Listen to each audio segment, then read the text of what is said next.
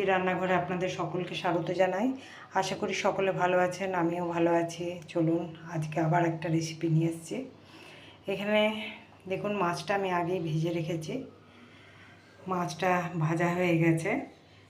আর এখানে কেটেছি আমি আলু, আমার যতটা লাগবে সেই আন্দাজে আমি আলুটা কেটেছি। আর এখানে রসুন নিয়েছি এক আটি, আচ্ছা আদা নিয়েছি বেশ কিছুটা, আর পেঁয়াজ নিয়েছি দুটো কুচো করে রেখেছি। তো মাছটা যে ভেজেছিলাম সেই তেলটাতেই আমি রান্নাটা করব। আগে আমি পেঁয়াজটা ভাজবো।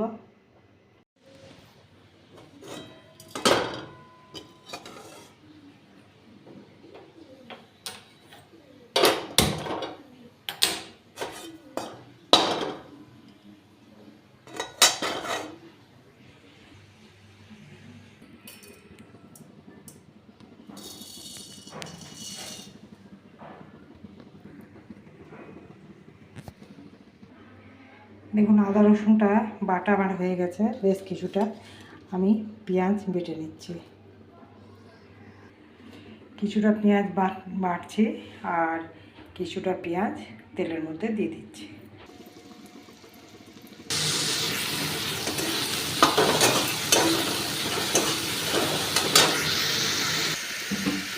পেঁয়াজটা একটু লালচে করে ভাজবো, আর লালচে করে ভাজার পরেই দিয়ে দিচ্ছি আমি আলুগুলো।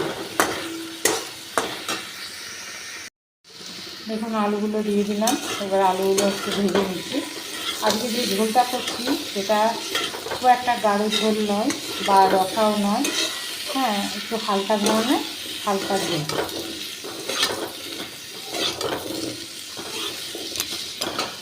আর এখানে আমার দেখুন আমি পেঁয়াজ আদা রসুন সব বাটা হয়ে গেল।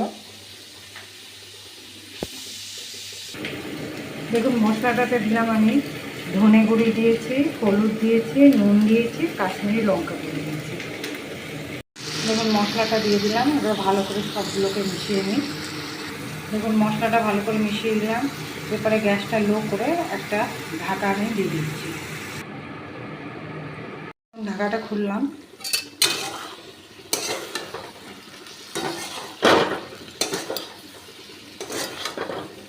ওয়াশ করে এই কারণে ঢাকা দিয়ে দিয়েছিলাম যাতে আলুটাও সিদ্ধ হয়ে যায়। দেখুন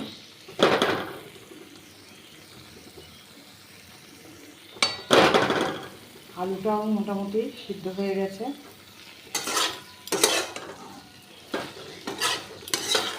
এরপরে দিয়ে দিচ্ছি একটু টমেটো সস।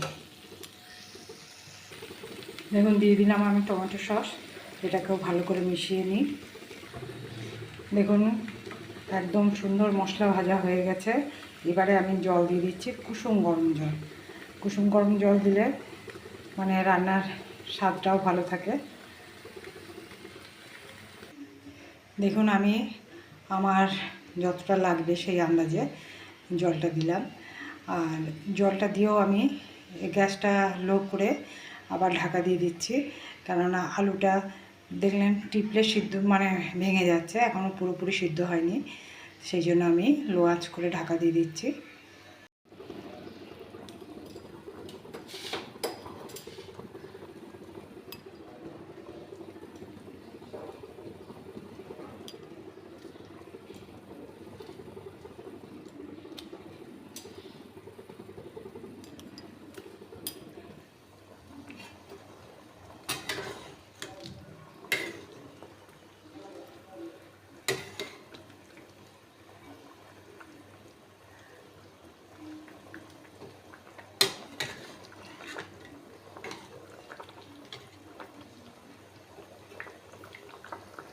দেখুন রান্নাটা পুরো কমপ্লিট হয়ে গেল। এবারে আমি এতটা ঝুলিয়ে রাখবো, আমার সবই কমপ্লিট হয়ে গেছে। পুরো রেসিপিটাই দেখালাম। যদি ভালো লাগে তাহলে অবশ্যই একটা লাইক করবেন, শেয়ার করবেন আর সাবস্ক্রাইব করতে অবশ্যই ভুলবেন না।